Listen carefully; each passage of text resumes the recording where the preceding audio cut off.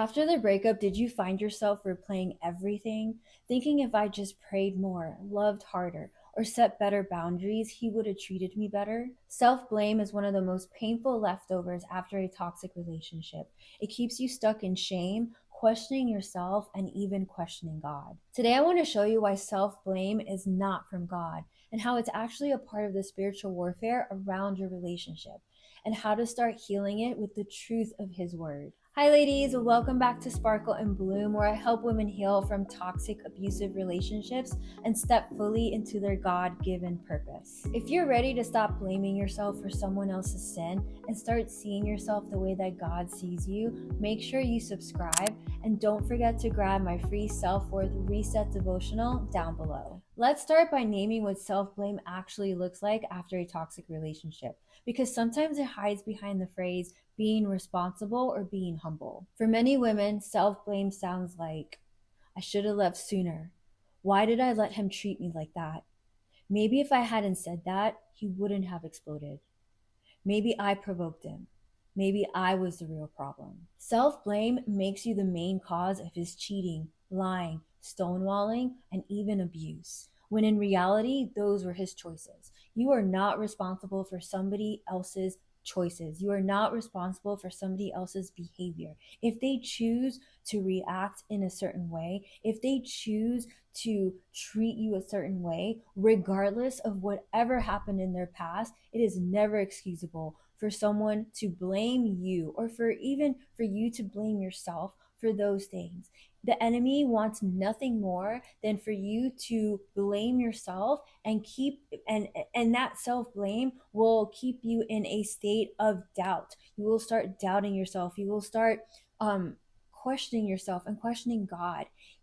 Self blame, what it ends up doing is that it keeps you in a state where you cannot progress, where you cannot heal, where you cannot grow, because you are fixated on trying to find a reason why everything happened. When in reality, that person that caused the abuse, that person that the toxicity came from, the lying, the cheating, the mental, the emotional abuse, the reality is that person chose all those things, regardless of whatever happened in their past. And when you self blame yourself for somebody else's actions, you are almost creating a barrier between you and your healing. Here's the truth. Taking responsibility for your healing is holy, but taking responsibility for his sin is not. The enemy wants you stuck in self blame so you don't rise up to the woman that God is calling you to be. Because if you believe it was all my fault, then you will also believe I don't deserve better and I can't trust myself or God next time. The Bible tells us in John 10:10, the thief comes only to steal and kill and destroy. I have come that they may have life and have it abundantly. In that toxic relationship, the enemy used that person as a doorway to steal your identity, your confidence, and your ability to hear God clearly. After you leave, he often changes strategies. He'll move from external abuse to internal accusations. And remember, he is the accuser. Whenever you have those thoughts of self blame come into your mind, don't waste time trying to figure out if that's the enemy or you. You immediately start combating it with the word of God. Revelation calls Satan the accuser of brethren. Accusation is his language. So it makes sense that if you got out of a toxic, abusive relationship, of course he wants to keep you in bondage. So he's going to start putting accusations in your mind, and you're going to start blaming yourself, because that's, who else are you going to blame? And if you could blame yourself, you're it prevents you from stepping into the healing that God has for you. So when you hear thoughts that say, you're stupid for staying, you're unworthy of real love, you're damaged goods now, that is not the Holy Spirit, that is accusation. The Holy Spirit convicts to bring you closer to God. The enemy condemns to keep you away from him. Self blame agrees with the accuser. It keeps you chained to a story where you are the villain instead of the woman Jesus came to heal and the daughter he came to restore. Let's line up your thoughts with what God actually says. Psalm 139 says, you are fearfully and wonderfully made. God did not change his mind about that because one broken man mishandled you. Romans 8:1 says, "There is therefore now no condemnation for those who are in Christ Jesus." If you are in Christ, you may feel shame, but it is not your portion. Psalm 34:18 says, "The Lord is close to the brokenhearted and saves those who are crushed in spirit." God doesn't stand over you saying, "Why did this happen?" Instead, he draws near and says, "I saw everything. I am here to heal you." You are not the cause of his sin. You were the target of his brokenness. God holds him accountable for what he chose to do.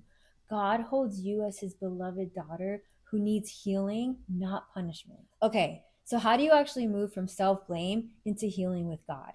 I want to give you 4 practical steps. Step 1, name the lie. Grab a journal and ask, what exactly am I blaming myself for? Write it out. Maybe it's, I'm blaming myself for not leaving sooner, or I'm blaming myself for his cheating. Get specific because you can't heal what you won't name. Step 2, separate your responsibility from his. Next to each thing you wrote in that journal entry, you make 2 columns and you name one column my responsibility and 2 his responsibility. For example, his responsibility would be his anger, his cheating, his manipulation, his refusal to get help. Those are choices he made. Under your responsibility, it could be where you ignored red flags, stayed too long, or didn't have boundaries. Not as proof that you are broken, but as places God wants you to grow. Step 3, replace self blame with God's truth. Every time you hear, "It was my fault," replace it with scripture. For example, if you hear, "I'm stupid for staying," you can replace it with, "I am being renewed in knowledge in the image of my creator," which is Colossians 3:10. I didn't stay because I was stupid. I stayed because I was hoping and now I'm learning. Another example is if you hear, "I'm damaged goods," you replace that self blame with, "If anyone is in Christ, he is a new creation," which is 2 Corinthians 5:17. God doesn't label me by my past. He names me by my future in him. This is spiritual warfare, replacing accusations with the word over and over until your brain starts to agree with heaven. Step 4 is forgiving yourself with God. Sometimes we talk about forgiving them, but we rarely talk about forgiving ourselves. Forgiving yourself doesn't mean saying that nothing went wrong. It means saying, "I release myself from the punishment I've been putting myself under." And you can pray, "Lord, I repent for agreeing with lies about myself. I forgive myself for not knowing what I know now, for staying longer than I should have, and for making decisions out of fear. Thank you that your forgiveness is bigger than my mistakes. Help me to see myself the way that you do." And then when guilt comes back, instead of restarting the punishment, you remind yourself, "We already brought this to the cross. I am forgiven and I am learning." The thing about spiritual warfare is that whenever a thought comes in, we shouldn't be wasting time trying to figure out like where that thought came from, who said that thought, whether it was you or the enemy. You immediately combat the thought. You either combat it with scripture, with prayer, with changing your perspective, with both, with all 3, with scripture, prayer, and changing your perspective, and saying out loud, "No, actually, we already brought that to the cross. I'm forgiven and I'm learning." That's a perfect way to combat a thought. And you just immediately shut it down. You do not let that thought linger. You do not let that thought marinate. The minute it comes in, don't waste any time and just go straight into battle. And if you're finding that you are having a hard time, reach out to your community, to people who will pray over you, cover you in prayer, intercede for you, people that will help you change your perspective, people that will talk you out of going down that rabbit hole of negative thinking. Do not call people that are going to feed that negative thought. Don't call those types of people. Call the types of people that can support you either by listening to you, you releasing it, and then you finding a solution to it, or someone that can pray over you, pray for peace, pray for covering, pray for protection. Reach out to your community because, and also during this time, it's so honestly like now more than ever, ask your community to be in prayer for you. Here's what the enemy is really afraid of: a healed woman who knows who she is in Christ. When self blame breaks off, You stop disqualifying yourself from the very calling God wants to use your story for. You realize, yes, I went through hell, but now I can help someone else out of it. Yes, I ignored red flags, but now I have discernment I never had before. Yes, I was wounded, but now I have compassion and wisdom for women walking through what I just survived. Romans 8:28 says, God works all things together for good to those who love him. All things includes that relationship you regret and the choices you wish you had done differently. Your past does not cancel your purpose, it equips you for it. I'm going to wrap up this video in a prayer for you. Father, I lift up your daughter watching this right now. You see every accusation she has turned inward, every "it was my fault" she whispers before she falls asleep. In the name of Jesus, I break agreement with the spirit of condemnation and self-hatred. I ask that you would silence the voice of the accuser in her mind and amplify the voice of your truth. Show her clearly what was not her fault. Give her wisdom where she needs to grow, but wrap her in the revelation that she is loved, chosen, and worth protecting. Turn her story of shame into a testimony of your grace and power. Heal her heart, renew her mind, and lead her into the purpose you designed for her before that relationship ever happened. In Jesus' name, amen. Friend, if this spoke to you, comment below, no more self-blame. Come into agreement with God's truth. Come into agreement with his word. Come into agreement with the way he sees you. We are not going to talk down to ourselves anymore. We are not going to blame ourselves for somebody else's sin, for somebody else's actions. And we are not going to blame ourselves for the abuse that happened in a relationship. We are going to come into agreement with God's truth, the way he sees us. Because there is death and life in the power of the tongue. And we are only going to speak life.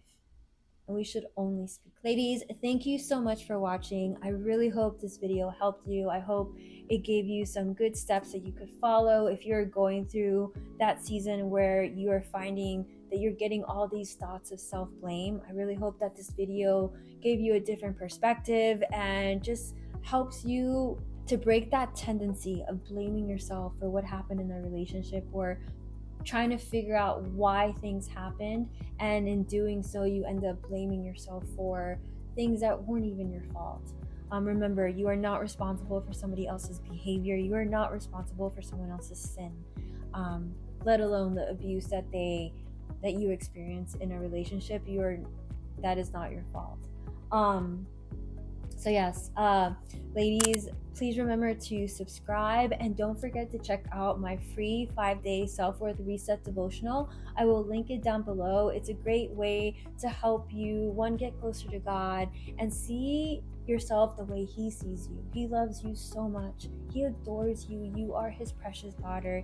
He wants the best for you, and he doesn't want you to blame yourself for anything that He doesn't want you to blame yourself for somebody else's behavior and actions. Remember, you were never meant to carry the weight of someone else's sin. You were called to walk in freedom with God. Ladies, I hope you have the most amazing day. I hope that God blesses you. I hope that he heals your heart, that he fills your mind and your heart with his divine peace that surpasses all knowledge and understanding. I hope that he opens doors for you that are meant to be open and closes the ones that are not meant to be there. I hope that he pours his favor over you, and I hope that I pray that he sends his guardian angels to surround and protect you, and to build a thick fortress around you of protection.